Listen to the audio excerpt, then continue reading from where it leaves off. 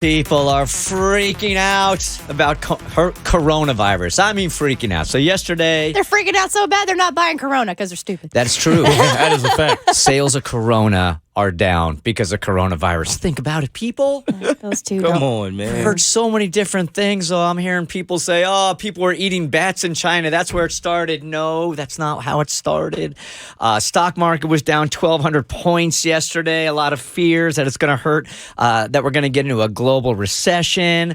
Pope Francis skipped a mass yesterday, has like a cold or something, and everybody in Italy's like, he's got coronavirus!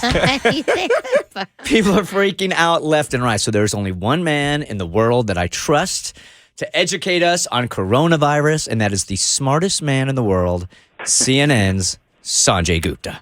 Good morning, Sanjay. Good morning. I will come back anytime with an introduction like that. I mean, just what, have other people been introducing you like that? No. This usually second smartest or third smartest. First, the only one who gives me smartest. Who would ever take you on as the smartest man in the world? Who? There is nobody. How are you guys? I'm doing great. Really, we're all doing really great. So I saw yesterday, we initially were going to have Sanjay on around 7 o'clock, right? And then Sanjay gets into it a little bit with the president at a press conference and then goes on CNN and goes, hold on a second here. President's got a little bit confused. And then I get a message from your people saying, he's going to be a little late on your interview. A little busy yesterday. A little busy yesterday. So before we even get into Coronavirus 101, what was it the president said in the press conference that you had everybody saying, okay, hold on one second, he might not quite understand the numbers? Yeah, he was drawing this comparison between the flu and coronavirus, which there are some comparisons that are legitimate. I mean, these are both very contagious viruses. They spread human to human. We know that, and the flu is a big deal. I think people often forget how big a deal the flu is. The flu kills in the United States tens of thousands of people every year. But the thing that I think was important, and what public health officials I think have been trying to convey to the president for some time, is that the what we call the fatality ratio, the likelihood of you dying from flu, is still 0.1%. The reason that tens of thousands of people die is because millions of people get the flu every year. That's just something that we deal with. Coronavirus, the likelihood of dying is around 2%.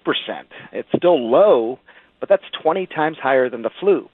So it's basically a simple thing. If something spreads as easily as the flu and is 20 times more lethal, that's what has public health officials so concerned. And I think when we went back and forth, the president and I said, I was explaining 0.1% for the flu, 2% for coronavirus, and then he looked at me and he said, no, flu is much higher than coronavirus, which, look, I mean, that's just simply not true.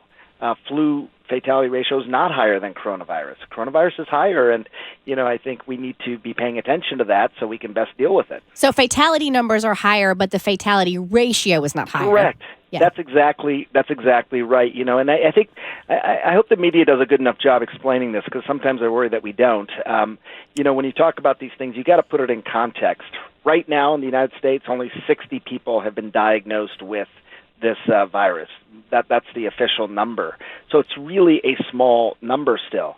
But if it continues to spread like the flu does, with something that is 20 times more lethal, we have to take the proper precautions in order to not have those numbers get as high as flu. Do I have these numbers right, that only 39 people have passed away from coronavirus outside of China?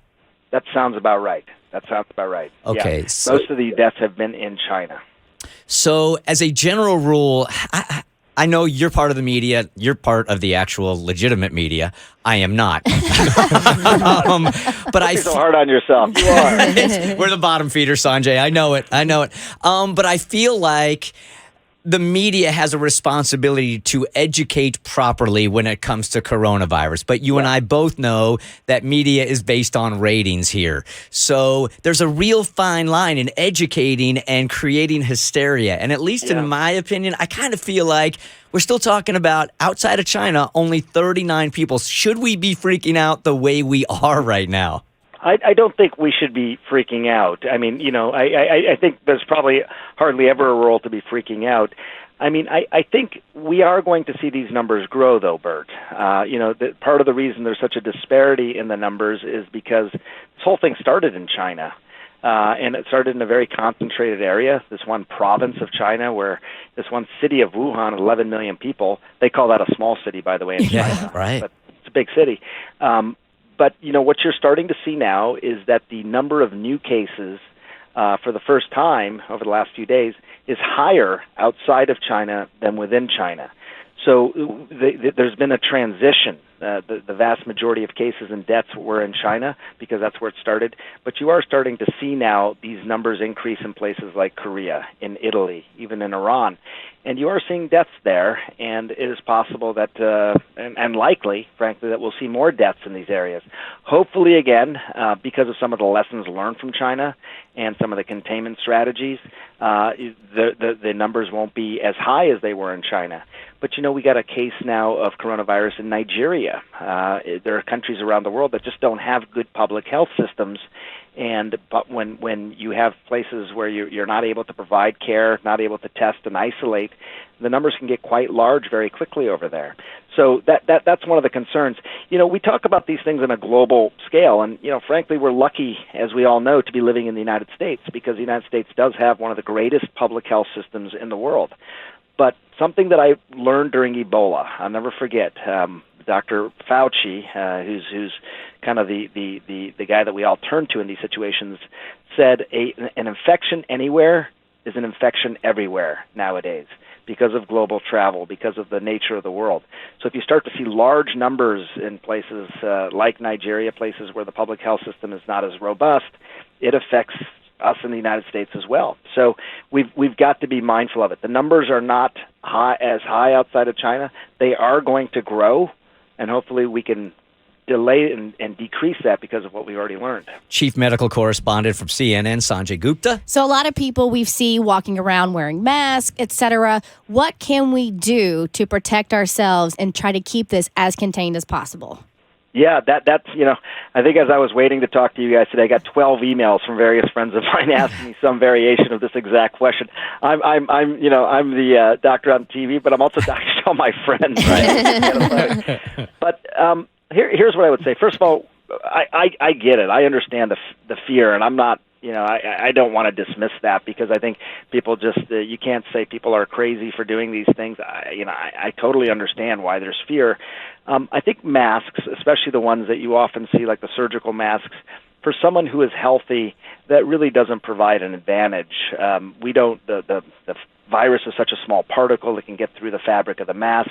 Those masks are not tight enough to prevent particles from coming in around the sides of the mask. So they really, if you're healthy, wearing one of those surgical masks is really not necessary. And frankly, you should save those masks for healthcare workers who could benefit from it because they're coming in contact with sick people. And we probably don't have enough masks right now in the country for healthcare workers. If you are sick, the best advice is to stay home and isolate yourself because that's how this thing spreads when sick people come in contact with healthy people. If you have to be out, then as a sick person, then a mask can be helpful in a situation like that. But the best advice, and it's going to sound a little bit silly in the context of an outbreak like the one that's going on now, but the same things that you would do for flu season, you should be doing here. This virus seems to spread primarily through respiratory droplets. So someone sneezes, they cough, these droplets are in the air, someone else breathes those droplets in. That's primarily how this spreads. It can get on surfaces, and if the surface is touched after it's been contaminated and then you touch your mouth or your nose, you can get the infection that way, and that's why they suggest, be careful with touching things, wash your hands a lot. I during flu season, I'm judicious about handshaking, things like that. Those are basic public health strategies for individuals that make a difference. I mean, go back and look at SARS. And the reason people always talk about SARS is because SARS was caused by a coronavirus as well. So same family of viruses. That eventually sort of fizzled out because I think of good public health strategies around the world like the ones I'm describing. There was never a vaccine for SARS either. ultimately it fizzled out before a vaccine could be created because these public health strategies can work. Sanjay, what is how do I know the difference between I'm just catching a common cold, maybe I got the flu, and coronavirus? What are the symptoms and what is the difference? Yeah, I mean, they can be very similar, the coronavirus to common cold and also flu. I think what was interesting, and I just was talking to some infectious disease doctors who've been doing some of the earliest studies on this out of China, and I was talking to them just last night, Bert, and one of the things they pointed out to me, and I think this is useful, is that with coronavirus, it tends to affect the lower part of your respiratory system more than the upper. Everyone always says upper respiratory infection, and that usually means sore throat, runny nose. With this, you do get fever, you do get that sort of muscle ache, that people have with flu. People get very tired. They may have breathing difficulties or feel shortness of breath when they're, walking up a flight of stairs, things like that. But they don't typically have runny nose and sore throat. So if you have runny nose and sore throat, it's less likely to be coronavirus. And I should just say again, for people listening to this program, people in the United States overall, that if you have any of these symptoms, it is exponentially more likely to be something else and not coronavirus right now. Because while it is here in the United States, still very small numbers. So, again, I don't want to dismiss people's fears, but it's just very, very unlikely at this point for someone who has any of these symptoms for it to be coronavirus. All right, so we're going to peek in the future real quick, and I know you got to go because you got a million things to do. If we peek into the future, CDC comes out and says, yes, now it's here in our country, and it's spreading. Is there a cure for it? There's not a cure for it right now. I mean, the vaccine, which is I think how people usually think of a cure for this, it just takes a while to develop, Bert. They got to put this thing through trials and make sure it's safe, make sure it's effective. And, I talked to Dr. Anthony Fauci, again, who's I think the most knowledgeable guy in the country on this, and he says that's a year probably, from, maybe 9 months to a year from now. So it's not going to be this season where we see a vaccine like that. What we might hear from public health officials is, look, the best way to slow down the spread of this is for people to distance themselves from each other. It's called social distancing. And social distancing is the thing that dictates kids staying home from school, people staying home from work, really decreasing any kind of public gatherings and things like that. And we may get to that point where we are told that. It may not be some grand proclamation, but you may hear, look, unless you have to go to work, don't go to work. Unless you have to have the kids in school, maybe a week or 2 weeks, the kids are not going to school and they're getting homeschooled or whatever instead.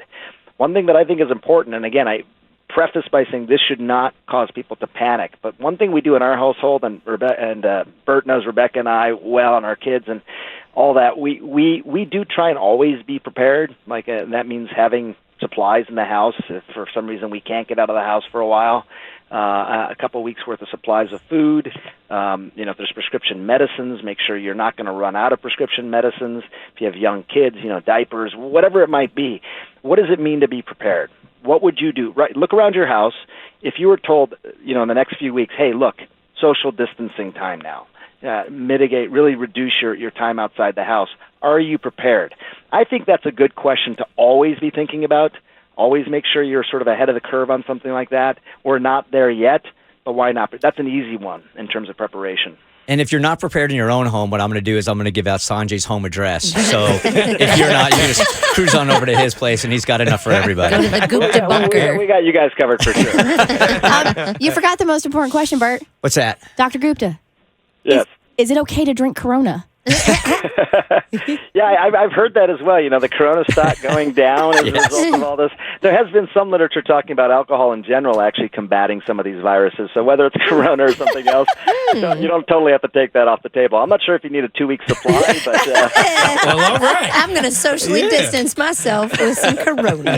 Sanjay Gupta from CNN. Thank you so much for taking time out. I know you're tremendously busy right now. Really appreciate it. Always a pleasure, guys. Thanks for having me. Good talking to you, Sanjay. Bye-bye. Bye-bye. You have his number in your phone. That's the best. amazing. You It invited is. everybody over to his Gupta bunker. Right? Yeah, Kristen says, we should get somebody on the other day to talk about coronavirus. And I'm like, let me text Sanjay. Yes, sir. My buddy. He's a really great guy. He's been a friend of the show for a long time, and he really is the only guy I trust in America right now. That's it. See why. The Bert Show.